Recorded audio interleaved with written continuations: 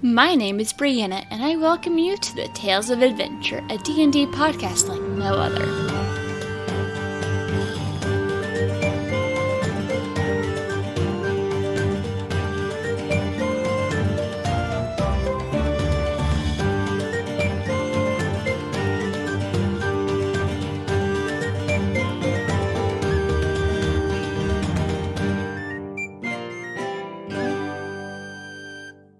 My name is Jane Carruthers, and I play Sicily Avertali in the game chest The Civil Unrest. It's at Game Chest on YouTube.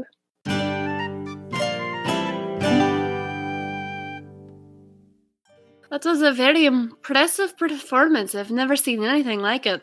Yeah. That was my sister up there. One of them, anyway. Really, I thought I noticed a passing resemblance. My name is Estrada, by the way. Sicily. Pleasure to meet you. Are you from around here, I'm guessing? Who's asking, exactly? Someone who's not from around here and is curious to get the lay of the land, so to speak. Oh, so you're new to Ravenica, then? This is my first time. That could be fun. Well, that was the admirable Cult of Rakdos, led by Lord Rakdos himself. Oh, Cult of Rakdos. It's an interesting name. But what do you know about them? I'm a part of them. You see, they are led by the Demon King, Rakdos. Lord Rakdos. The most incredible being that has ever existed. He lives for entertainment, and we're here to entertain. Sounds like a rather interesting fellow. Oh, he very much is. Not sure how much he cares about his followers, though. Some things got very dangerous there. Well, that's the point. You see, the more dangerous they are, the more entertaining the show is. Fair point. What drew you to this cult? Well, you see, I really like fire, and they have this amazing way of juggling fire and finding different ways to breathe it out and scorch people, and it's just... I love fire so much. Are you one of those people who can cast fire? Oh yes, so much fire. It's a very interesting skill indeed. What other groups are in this area? Well, there are the Gruul tribes out further beyond the city. There are the disgusting Azorius police force that you definitely want to stay clear of. There are the Boros, which are also basically disgusting police people. I know, I travel with one of them, and he's the biggest buzzkill I've ever met in my entire life. Must be interesting traveling companion, then. He also happens to be a 7-foot-tall elephant man, so that makes things very annoying. Fair, but I find that also good if you're trying to intimidate people. Yes, but I can do that pretty well myself. I'm starting to get that feeling. Who else do you travel with? I also travel with I used to travel with 2 Gruul companions. One of them was a centaur named Callahan. He was pretty stupid and easy to trick, and that made it very fun to travel with. Unfortunately, he sold his soul for an axe, stupidly. That's not a very smart or fair deal. No, I thought it would be funny, so I told him to do it, and he did. And then he ended up dying, and his soul got collected, so oops.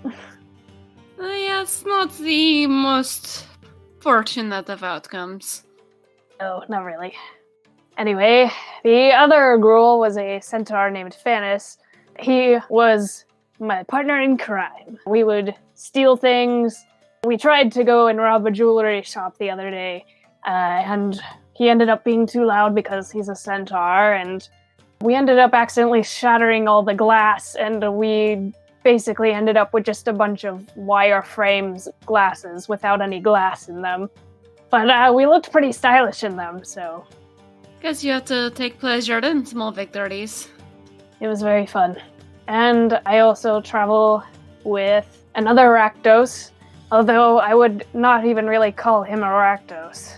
He kind of is very lackluster.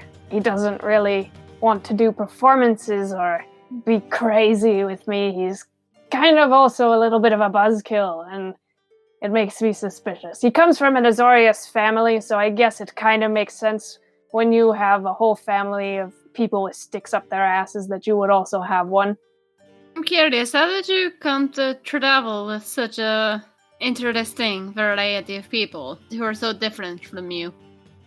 We all kind of originally got recruited to catch a goblin named Krenko. He was running amok in Ravenica, and he'd broken out of prison, and apparently, for me at least, it was being blamed on the Rakdos. So I had to go and clear our name so that the Azorius would not come and raid any of our hideouts. That would be rather unfortunate, I imagine. Like, definitely, in the short time I've been here, I've got the feeling that no one really likes them. Yeah, they mostly interfere quite a bit with Ravnica's politics, if I could say their politics. I particularly do not like them as a Rakdos. So, yeah, it would be bad. So I ended up meeting the Boros character, two ghouls, and also actually an Orzhov, which is a religious kind of bank, I guess you could say, in Ravnica. They control all of the banks and get you into a lot of debt so that even when you die, they'll enslave your ghosts to work for them until they're paid off. Very interesting business model. I have some friends who would be drawn towards such an idea. Yeah, it never really clicked with me, I guess. I don't really like them. They're pretty dishonest in their dealings, usually. That's why I don't really like hanging out with the Orzhov in our group. His name is Kajitan. He's kind of an ass. I'm getting the feeling you're not fond of many people. No, I really am not. Is there any reason for that? Well, I don't see why I should tell you something like that. I apologize, not trying to pry into your business. I'm just curious. Let's just say I was betrayed by someone close to me. I'm sorry to hear that. That must have been rather painful. It wasn't painful. It wasn't painful. It's fine. I'm alright. Sure, I'll not mention it anymore. I imagine you also travel some with your sister. I don't, actually. I wish that I could, but because of that aforementioned betrayal by a certain person, things have gotten more complicated for us in the cult. A lot of Rakdos tend to see attachments as a form of weakness. Mostly in regards to if you were to, say, save someone in the middle of a performance like that, like the one that you just saw, it'd be looked down upon. And I might have tried to have done that for her, and now we're both pretty demoted and looked down upon, so... That's rather unfortunate, and I personally strongly disagree with that philosophy. When you have people you care about with you, you tend to fight harder. Gives you something to live for. I guess, but sometimes... Well, actually, most of the time I find it's fine just fighting for yourself. It gets rather lonely, though. I've been there. Sometimes. At the very least, it helps to have someone who has your back in a pinch. The group I travel with would know nothing about that. So, what did you do before you joined this cult? Or have you always been a part of it? I haven't always. I wish that I was. Well, my home life wasn't exactly the best. I had a father who really pissed me off in more ways than one. So I kind of ended up here out of anger and wanting to feel a little bit more powerful than I had when I was younger. Was your father one of those who tried to trap you in the way of life, trap you into a destiny you did not believe was yours, that you did not choose? Yes, he very much so tried to push a different way of life on me. So which group was your father with, and what was he trying to push you to do? He's part of another group here in Ravenica called the Dimir. They're a group of spies, and they essentially get information on all kinds of groups in Ravenica and influence the goings-on behind the scenes. They tend to be not very well known on the streets because they have a tendency to wipe people's memories of things that they don't want them to remember. Sounds like a group I might get along well with. You see this ring I have on here? It's enchanted. Makes it easier for me to have private conversations. It sort of blurs things out when different people sitting around us, and there are some things I can do that can be a little more pointed in when it comes to ensuring no one hears. Oh, I need to get myself one of those. I have a different one that keeps people from reading my mind, which is nice when you're part of the Dimir, and that's what everyone does literally 24/7, but I need one of those too. That's what this pendant's for. I travel a lot and deal with a lot of very interesting, very oddly powerful people, so I'm prepared for just about anything. I like that. Did you work for the Dimir for the period of time before you joined the cult? Actually, I'm still in it, technically. Though I've been trying to throw myself more into being part of the Rakdos than the Dimir, because I don't like being a part of the Dimir at all. I have so many holes in my memories, like I can barely remember anything these days. That's unfortunate, and I can imagine rather frustrating. I know some people who are able to do things with memory, but I'm afraid they're not anywhere near here, so I could get them to help, but it might be a little tricky and take some time. Might take quite a while then, because it's been happening for over 100 years now. Huh. What has caused this? Was it an intentional thing, or...?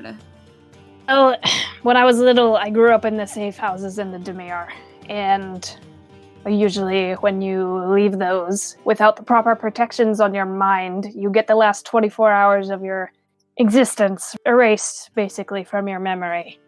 So, as you can imagine, being a child, I would run out, and without any care or knowledge of what I should and shouldn't be doing, and then my memories would just be gone. And when you would complete certain missions or fill out certain tasks or come across information that the Dimir would rather you not have, they would also just take your memories, just to ensure that you didn't squeal.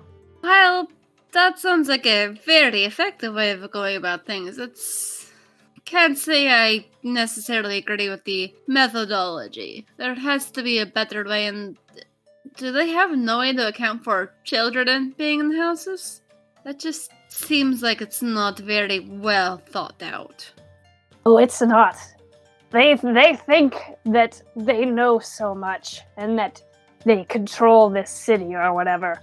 But when it comes to anything requiring a bit more of a sensitive touch, they tend to just kind of break down, almost like any other stupid guild in this city. You sound like you're very tired with more than one thing about this area. Have you ever considered leaving? Oh, many times. And I have actually quite a few times. You see, I've been recruited to become a planeswalker somehow. So I've been getting to see places I've never even heard about before. Oh, planeswalker, How was it your first time going through? Confusing, mostly, because we were just kind of transported into this tower that if you try to escape from it, you never will. We got through almost like 3 floors of the tower before we opened a door and found ourselves back in the room that we had started in. And the being that owns it, known as Taz, just kind of told us that, if we want to leave, he could have just said so, snapped his fingers, and suddenly we were on the plane of Earth. Sounds interesting being. Also, it's impressive you didn't get sick the first time going through. I guess it depends on what reality you're in, how disorientating planeswalking can be. Oh yes, our centaur vomited quite profusely. It was hilarious. It is rather humorous to watch people trying to get used to traveling different planes. Yes, it was very funny. You ever considered staying on any of those planes, or have you not been to a nice one yet? I don't really think I've been to one that I like yet. The first one, the plane of Earth, I couldn't even speak to anything that lived there, which wouldn't be too much of a problem, but also there wasn't a lot of fire either. Then we went to the plane of fire from there, which was great, up until we came across the city of Brass, in which a Nefertiti tried to kill us, and enslave us also. That was great. Yes, the city of Brass is a difficult place to live in. They're very strict about their laws. I try to avoid it when I can. I don't always get along with the people in charge. Yeah, we can never go back there. So you mentioned a betrayal earlier. Was it someone from the cult, or from your guild, or was it someone from another guild? Julian is his name. He's from the Cult of Rakdos. Was he a good friend of yours? Or a rival? Well, he started out as a friend. I guess I could call him a friend, because I didn't try to kill him, so... Always a good place to start. Yes. Him, Cersei, and I, Cersei is my sister. I don't know if I mentioned that or not. The 3 of us, we started a Rakdos troop together. He was the master of ceremonies, I was the fire juggler, and Cersei was a spike wheel acrobat. We were all pretty close, I guess. He kind of started hanging around me and Cersei more, and I thought it was because he might have a thing for Cersei. Turns out he was actually interested in me, which surprised me, honestly. And I thought it would kind of be fun, because, he is someone I didn't want to kill. He's kind of handsome. Why not, right? Right. Yeah, I don't like talking about this with people. He made me feel things that I haven't felt for anyone, and it was confusing and frustrating, and then I told him that... Stupid me. I told him that if any of our lives were threatened during a performance, that I would save one of us. Or all of us. Which is very not like the Rakdos way. And so when he intentionally put my sister's life in danger to make me look bad and save her in front of everyone, I got demoted in the Rakdos and found out that he was just playing our relationship so that he could get to a point where he could defame me, because apparently I was stealing his show too much. So now he's working directly for Lord Rakdos, and I'm stuck up here. Very sorry to hear that. If I run into him, I'll make sure to find some way to make his life more complicated. Sounds like a bastard. Oh, he absolutely is. And I would appreciate any help I can get in making his life a living hell. I've got some...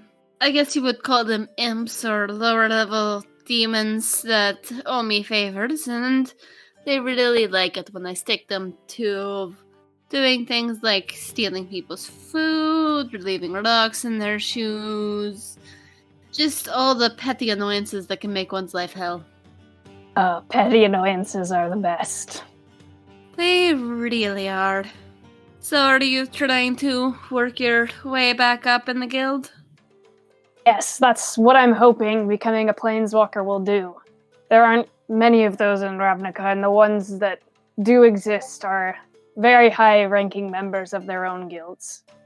Hopefully it will work. It's a tricky thing to master, but If you're clever about it and patient with it, it's definitely possible. Yeah, that's what I'm hoping. I don't know how Kaz expects us to gain these abilities, but I might as well try. It's currently my best bet for gaining my rank back. If you didn't have to deal with all these machinations and politics, what do you think you would do? Oh, what an interesting question. I really don't know.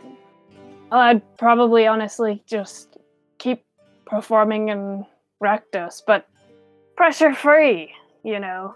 This really is something that I want to be doing.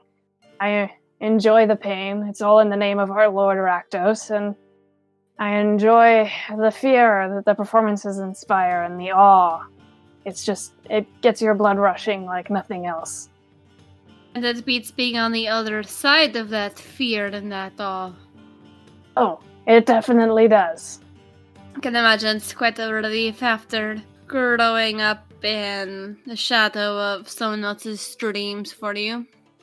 Yes, I really wish that I don't have to face that again, but unfortunately I've recently found out that our Orzhov fellow in our guild is also a Dimir, which makes things harder to kind of hide my disdain for the guild. I imagine it makes things tricky, because also you can't use your usual tricks on him, because he knows how to do them as well. Yep, it's extremely frustrating. I almost tried to kill him several times, because he tried to pull a fast one on me and turn me into the guild for betraying them, because I had been given orders to save a double agent and he'd been given orders to kill her. And we didn't know who was right, and so he thought I was a traitor to our guild. So he said that he was going to be my new guild master and watch over me, and that I'd have to report to him every single little thing I did. And it reminded me too much of my father, so I was like, well, I guess he's going to die. I don't need to sleep as long as he does, and I could probably kill his puny little wizard self in a matter of seconds with a good fireball, so... But, it got sorted out. There's something going on within the Dimir that isn't right, and so I was not blamed for it, and he's not in charge of me, so there's that. It would be a power struggle of sorts in the Dimir, and you just got caught in the middle of it. Might be. I don't really care what kind of goes on in there. I don't care if they're having issues. But, you know, I do fulfill my orders if they tell me to, because I would be a vegetable if I didn't. Sounds like you have a rough deal of all of the situations you're in. Yeah, well, it's not that terrible. If I am just able to get into the Hall of Rakdos and perform for him, and have a decent enough performance, then I will be remembered amongst those around me for quite some time, even after I die during my performance, so... Hopefully you will live to receive some sort of accommodation for your performance instead of dying during. I imagine you have many people to prove wrong. Well, I do, but you see, the performance would be what proves them wrong. If I don't die during a performance, if anyone doesn't die during their performance for the Lord Rakdos, it's kind of deemed as not good enough or entertaining enough, and then you'll just die anyway. This is a very strange cult you're a part of. It's the best. So have you ever been on any interesting adventures? You've mentioned traveling with people. What have you done? Oh, well, when we went to the City of Brass, that was quite a fun time. And by fun time, I mean I never want to go back there again. It was horrible. We were originally sent there to retrieve a specific slave from... Well, actually, we were trying to get specific slaves, plural, for this lady in the Plane of Earth, because she ran a mine and she needed more healthy slaves, and we wanted the diamonds and all of the precious jewels and everything that she was offering us. So we went to go trade for some. And of course, the idiot Boros in our party who can't stand for slavery and must do everything in the name of justice or whatever. He went down and started freeing some of the slaves. So then he got trapped and became a slave, and the rest of us were trying to get him back and the slaves that we needed. And then, of course, the Nefertiti got really pissed, and he wouldn't allow us to leave, and we started fighting him. And it was horrible, let me tell you, because I expended all of my magic. I was on my last legs in regards to injuries. Everyone was. And everyone was out of all of their magic, and we just barely managed to defeat him. And yet he still got away because one of his followers grabbed the little pearl that he went inside when he went unconscious and ran off with it. So, and we also kind of destroyed his mansion a little bit, but it's fine. He kind of deserved that anyway. Yes, I recommend never returning there again. They will never forgive you for that. Or at least try and avoid seeing him again. Absolutely. We may have also stolen the slaves that we needed, but you know what? It's okay. We made it to the plane of Earth with all of them, kind of, and it was all good. We only encountered a few little lava monsters on the way, but we were able to get rid of them, so it's fine. You fared better than most do in the city of Brass, then. Most would not have been able to survive that fight. No, it was quite a lot of dumb luck, and me skirting on the outskirts casting darkness over and over again so I wouldn't be targeted. Smart man. Darkness is a very useful spell.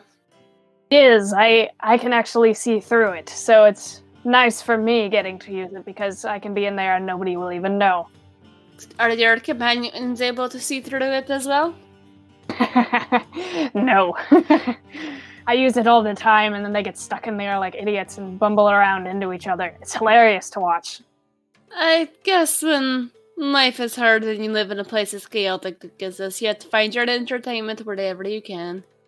Absolutely. I try and make my own fun whenever we're on missions. Because everyone's always so focused on the objective. It gets so boring all the time. So I like to make a little mischief every now and then. I guess we all have to find our ways to make do in this life. Yes, it is a great time. Normally I direct all of my pranks at our Boros because he's just so easy to prank. It's so good. Except when he catches you muttering something under your breath because he has giant elephant ears and won't keep them to himself.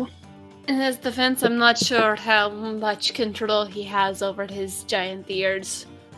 Well, I've considered burning them. I thought that'd be kind of funny. He would look like a phoenix, kind of. Pretty sure he would very much not appreciate that, and it wouldn't help with his listening in on you. Probably not, but it would be kind of funny. I imagine it would be entertaining if you could find a way to do it where he doesn't realize it's you. I feel like if it was fire, he'd probably automatically assume that it was me. That is fair, because I'm gathering fire is your thing. Oh yes, very much so. I love fire so much. I almost burned down a whole forest the other day. That's not always a smart thing to do.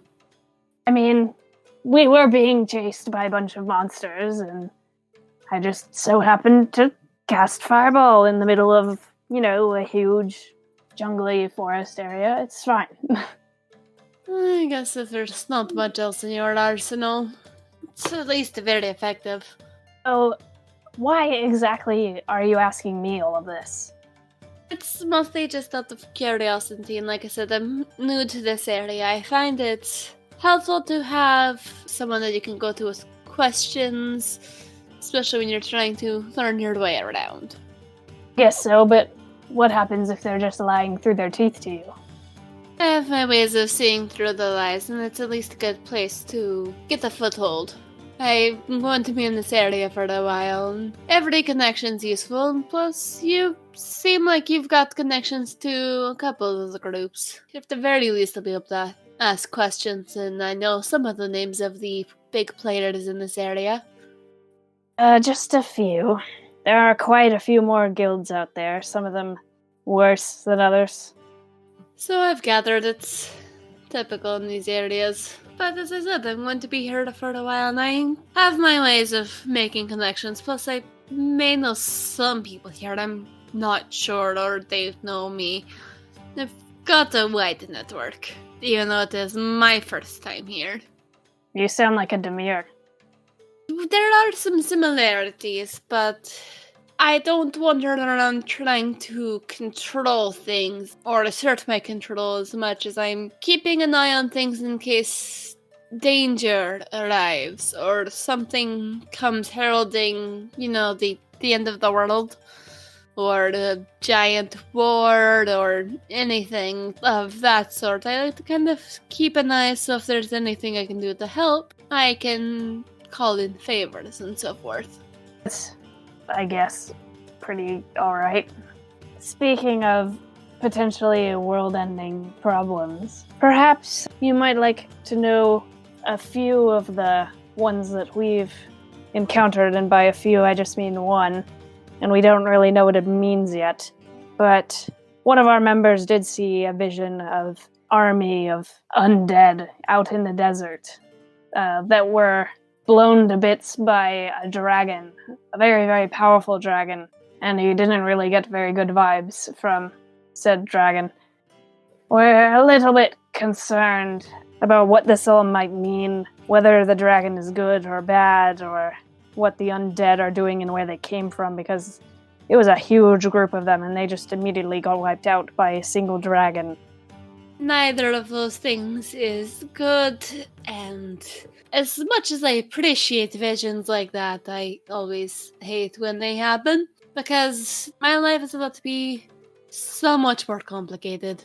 They're usually vague as shit, so you don't even know what's going on, really. That is true, even with how much time I've spent saving worlds and so forth. I hate prophecies. They've been making my life complicated since I was 14, 15. I think that's the first time I had one thrown at me. It's pretty young for a prophecy. It had been made earlier, but I wasn't supposed to know about it. Did a little snooping, eh? It was more of I angered someone who did know about it, and it was her way of getting revenge. Was throwing that words at me like a weapon. Ended up not working out how she thought, because that's the thing with prophecies is you never know exactly how it's going to unfold. That's very true. It's always fun when they turn tail like that. As long as it's in your favor, anyway. That is true, and the thing about prophecies is, if you ever hear one, they're always, as you said, vague. So you can take advantage of that vagueness and make sure the prophecy works out in your favor. I'm not sure how this prophecy would work out in my favor.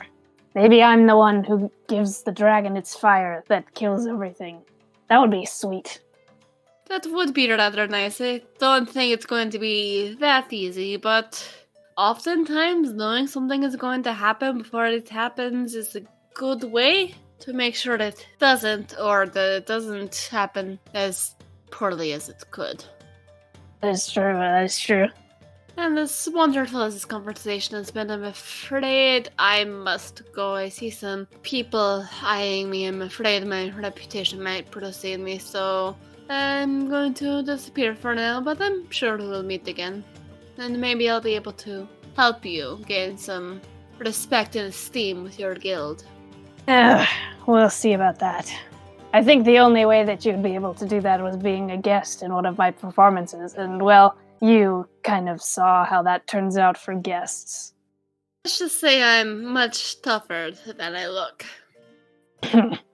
I like you. I like you too, and I hope that one day things start working out better for you, and maybe you'll find someone you get close to who won't betray you. Maybe. But you won't remember any of this. Oh, I'm forever grateful people always underestimate me, and it's cute when they think memory charms will work.